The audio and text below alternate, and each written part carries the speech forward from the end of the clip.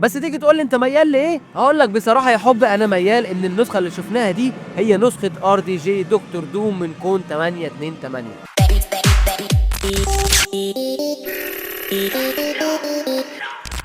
حبيب قلبي عامل ايه؟ فاينل يا ريس البيج باد فيلن دكتور دوم في الام سي يو، وده طبعا بعد ظهوره في البوست كريدت سين الخاص بفيلم فانتاستيك فور فيرست ستيبس اللي بيبقى من اخراج الروسو براذرز. وعلى قد ما البوست كريدت سين ده عالمي، على قد ما كان محبط بالنسبه لي وفتح علينا ابواب اسئله للاسف مش هنعرف اجابتها الا السنه الجايه مع صدور فيلم افنجرز دومز داي. فالنهارده هحاول معاك ان احنا نعرف اجابات الاسئله دي، فسمي الله في قلبك كده وما تنساش لايك كلمتين والسبسكرايب الجميل واعيرني انتباهك. طبعا زي ما شفنا في البوست كريدت سين ان سو ستورم بتقوم وبتسيب فرانكلين لوحده، وهي راجعه بتحس بحاجه غريبه وبتاخد وضع الهجوم بتاعها عشان مره واحده تشوف ان دكتور دوم قاعد مع فرانكلين. اول سؤال بقى، هي ليه ما هاجمتش دكتور دوم على طول اول لما شافته قاعد مع فرانكلين؟ هتيجي تقول لي عشان البوست كريدت سين خلص. هقول لك يا اخي فتح مخك ومداركك شويه وتخيل معايا ان انت المخرج. كان سهل قوي على روسو براذرز ان هم يجيبوا لنا لقطه بسيطه قوي ان سو بدات تهاجمه، وده بدافع غريزه الام، وانها اول مره تشوف ابنها قاعد مع حد غريب، ومش غريب بس ده غريب ومريب ولابس عبايه خضراء، وبالباورز اللي عندها مش هتتردد ثانيه ان هي تهاجم. انما روسو براذرز ما عملوش كده. واقول لك ليه يا حبي؟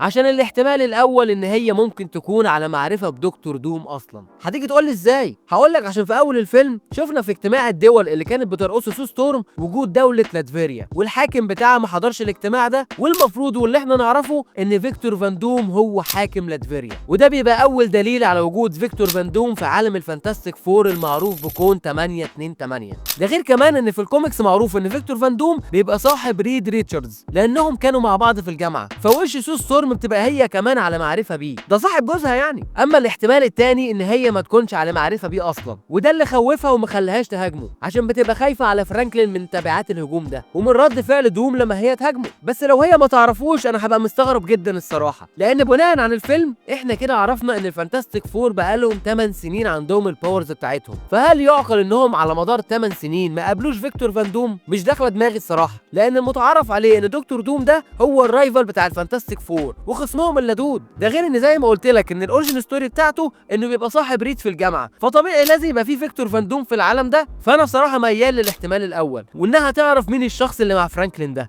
طب والسؤال الثاني، هم ليه الروسو براذرز ما اظهروش وشه وقالوا لنا ان ده روبرت داوني جونيور؟ تعالى بقى نرد اجابه عاديه ملهاش علاقه باي نظريه وبعدين ندخل على النظريه بتاعتكم. والاجابه دي بكل بساطه عشان عنصر التشويق يا صاحبي، وعشان اول ظهور لار دي جي وهو دكتور دوم دي لحظه مهمه فشخ في عالم مارفل وما ينفعش يحرقوها كده في بوست كريدت سين. وكمان عشان انا وانت نقعد نتكلم في البوست كريدت سين ده لحد السنه الجايه، لحد لما دماغنا تبقى فسافيسي ترللي. ده غير انهم لو جابوا ار دي جي عشان يعمل المشهد الصغير ده اكيد هياخد مبلغ وقدره، فمش عشان تقعد انت وتتكيف قوي من المشهد يقوموا الناس بايعين اللي وراهم واللي قدامهم، انما هتولع انت عادي جدا. اما النظريتين اللي عندي للاجابه على السؤال ده، واحده منهم بتقول ان هم ما اظهروش وشه عشان ده مش روبرت داوني جونيور اصلا، وان روبرت داوني جونيور مش هو دكتور دوم الاساسي اللي هيكمل معانا في الافلام المستقبليه. لاحظ معايا ان خطه مارفل ان هي جايبه ار دي جي عشان يعمل دوم في دومز داي وسيكريت وورز، فهل تتوقع ان مارفل هتقدم كاركتر زي ده في فيلمين بس وخلاص كده شكرا؟ اكيد لا،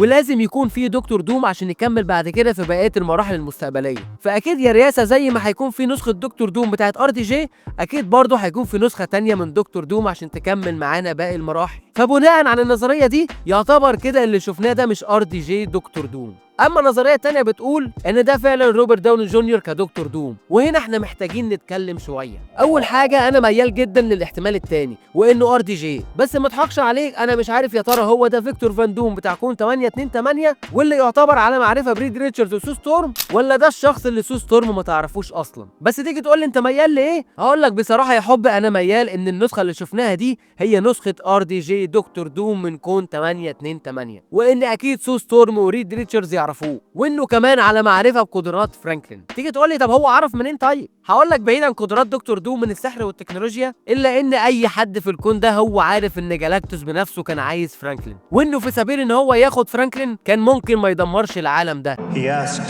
too high a price. Well, what does he want? What did he ask? He asked for our child. ده غير كمان انه نزل بنفسه الكوكب عشان يدور عليه، وطبعا كل الكلام ده كان متذاع في كل الاخبار. فبدماغ فيكتور فان دوم الفشيخه اكيد هو فاهم ان الطفل ده مش طفل عادي، وعشان كده اول حاجه هتلاحظها في البوست كريدت سين ان دكتور دوم شايل الماسك بتاعه، وفرانكلين مادد ايده الشمال وماسك خد دوم اليمين اللي بيبقى دايما مشوه في الكوميكس. ويجوز بنسبه كبيره ان في المشهد ده يكون فرانكلين عمل له هيلينج للتشوه اللي في وشه، وده اللي بيخلي دوم يفهم ولو نبذه بسيطه عن قدرات فرانكلين اللا محدوده ويتمسك بيه اكتر واكتر. لاحظ معايا ان فرانكلين وهو لسه عنده شهر تقريبا قدر بلمسه واحده منه ان هو يصحي سو من الموت. فبالتالي وبناء على التسريبات اللي اتكلمنا فيها قبل كده ان دكتور دوم هيخطف فرانكلين، وفي احتمال كبير انه يسافر بيه في المالتيفيرس بالطياره بتاعت الفانتاستيك فور ويدخل الكون الاساسي بتاع عالم مارفل المعروف باسم كون 616، وده بيبقى مشهد البوست كريدت سين بتاع فيلم ثاندر بولتس. واكيد الفانتاستيك فور هيوصلوا الكون ده برضه عشان يلحقوا فرانكلين، والدليل على وصولهم الكون ده هو الصوره اللي قدامك دي اللي بتجمع ما بين جون ووكر والنيو فالكون وبين جريم اي ذا ثينج. طب السؤال اللي بيطرح نفسه دلوقتي هو ليه دوم بعد ما خطف فرانكلين هيروح بيه كون 616؟ هقول لك لو انت متابعني كان زمانك عارف اللي قلت لك عليه قبل كده، ان دكتور دوم عنده خطه وهي تدمير كل الانكر بينجز بتاعت كل الاكوان، لان تدمير الانكر بينج يعني تدمير الكون، وده اللي عايز يوصل له دوم، انه يدمر كل الاكوان عشان يعمل كون الباتر وورلد عشان يكون هو الحاكم بتاعه. وزي ما كنت قايل لك قبل كده ان كون 616 عنده 2 انكر بينج، توني ستارك وبيتر باركر. فبما ان توني ستارك بالسلامه انت كده، دوم مفيش قدامه غير ان هو يخلص من بيتر باركر، لان تدمير كون 616 هو تدمير للسيكريت تايم لاين اللي كانجا كان محافظ عليه. وعشان كده كمان دوم هيبقى قدامه خطوه اخيره يعملها، وهو انه يروح التي في اي وينهي لوكي والمالتيفيرس للابد، وساعتها بس هيقدر ان هو يخلي فرانكلين يعمل له العالم الجديد اللي بيحلم بيه، ومش بعيد كمان ان هو يخليه يضم كل العوالم على بعض عشان يكون هو ده كون الباتر وورلد.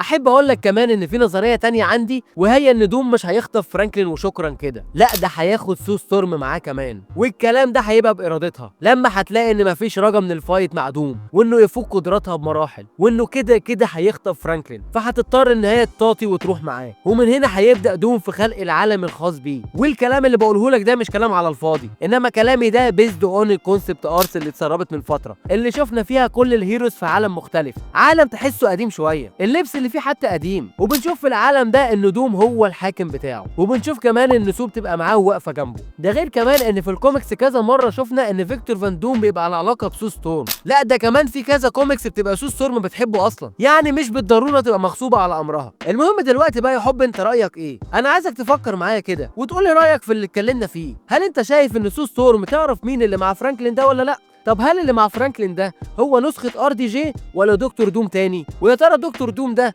هو بتاع كون 828 ولا ده دكتور دوم من كون تاني؟ يا ريت تقول لي رأيك في الكومنتات. واخر خبر معايا هو ان امبارح او اول امبارح على حسب الفيديو نزل امتى، روبرت داوني جونيور نزل ريل ظهر فيها 2 كوميكس، وهي سيكريت وورز وايرون مان ليجاسي اوف دوم. احب اقول لك بقى يا ريس ان هنس زي دي مش دخان من غير كفته، لا دي بيبقى ليها اساس، وساعات بتكون معلومه عشان يجسوا نبض الناس لحاجه هم عايزين يعملوها بس مش متاكدين منها. واللي انا شايفه من الهنس دي ان في احتمال ان احنا نشوف رجوع RDJ لعمل دور ايرون مان تاني، ونشوف مواجهه بينه وبين دكتور دوم اللي برضه هيقوم بيه روبرت داوني جونيور. وفي اعتقادي ان ده لو حصل ايرون مان اللي هيتقدم هيكون سوبيريور ايرون مان موجود في كون تاني، والاحتمالات كلها بتقول ان ممكن يكون الكون ده هو كون 838 اللي موجود فيه فريق الالوميناتي اللي واندا فنشتهم كلهم دول. وانا اتمنى جدا ان هو يكون فاريانت فعلا وما يجوش جنب ايرون مان بتاعنا بتاع كون 616، لان مش هتبقى حاجه لطيفه تماما لو بوظت لي حاجه في قصه السوبر هيرو الامثل في عالم مارفل السينمائي. واتمنى عدم المساس بارك الشخصيه اللي شفنا لها نهايه عظيمه تصنف من اعظم النهايات في تاريخ افلام السوبر هيروز في الحياه. وبس كده عزيزي المستمع، اتمنى تكون فدتك وسرتك شويه. ما تنساش قبل ما تمشي بتقول رايك في الحلقه في الكومنتس وتعمل فولو على حسب انت سامعني منين، ولو انت على اليوتيوب ما تنساش تعمل سبسكرايب وتفعل جرس التنبيهات عشان يجيلك كل جديد، ولايك كلمتين عشان فعلا بيساعد. كان معاك ابراهيم حسوبه من حسوبه توكس. سلام.